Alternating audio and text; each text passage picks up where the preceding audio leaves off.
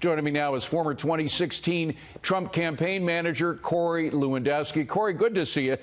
There was some corrupt politician, I can't remember which one, who said never let the facts get in the way of a good story. This is clearly what's going on here, right? David, what we see and what the American people now see is that the goal of the Democratic majority in Congress has always been to impeach the President of the United States for crimes which he did not commit. And what we've seen in these court documents was the chairman of the Judiciary Committee has lied to the American people time and time and time again, and they used the Mueller report of what they thought was going to come out and say that the president should be impeached as the preface to starting the impeachment process. But the truth was, this started long before that, because the only thing that the Democrats want to do is remove this duly elected president.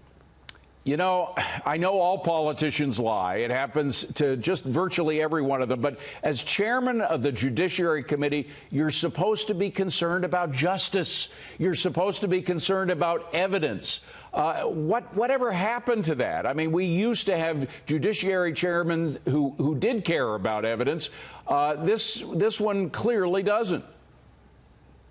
David, in the hyper-partisan world of Washington, D.C. today, Chairman Nadler is more concerned about his Democratic primary from someone on his left, so that he has to show that he's more of a socialist, that he is more of an anti-Trump individual, than anything that is really important to the American people. This is all about his own re-election effort, so he's lied to the American people to give himself some sort of credibility. But back home, I promise you, he's running as far to the left as possible, saying, I'm going to impeach Donald Trump. You know, I have to mention, I'm one of his constituents. I live in the Upper West Side of Manhattan. I see him from time to time going out politicking and so forth. It is one of the most extreme left-wing areas of the country. So he is, in your mind, just playing to the left.